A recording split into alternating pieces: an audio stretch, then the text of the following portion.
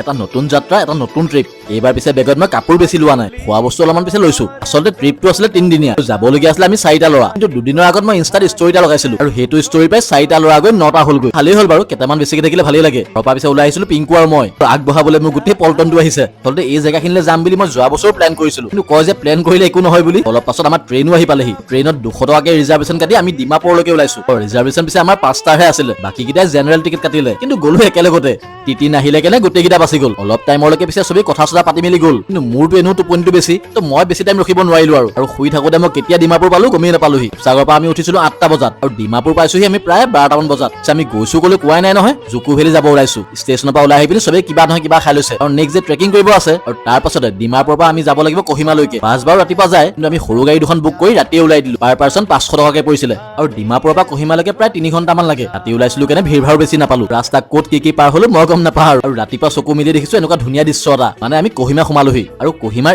সেইখিনি জেগা য'ত হৰ্ণবিল ফেষ্টিভেল পতা হয় এইবাৰ পিছে ময়ো আহিম আৰু ইয়াৰে পিক পইণ্টত অলপমান টাইম আমি ৰখিছিলো ফটো ভিডিঅ' চবেই লৈছিলে জুকু ভেলি ওলালে মই এটা কথা ক'ম যিমান পাৰে জল্দি ওলাওক ৰাতিপুৱা জল্দি পালে ট্ৰেকিংটো কৰিবলৈ ভাল হয় আৰু তাৰ পৰা গাড়ী আকৌ দৌৰালে ভিছামা ভিলেজলৈ আৰু ইয়াৰ পাছৰ ডিটেইলছবোৰ মই নেক্সট ভিডিঅ'টোত দি আছো দেই।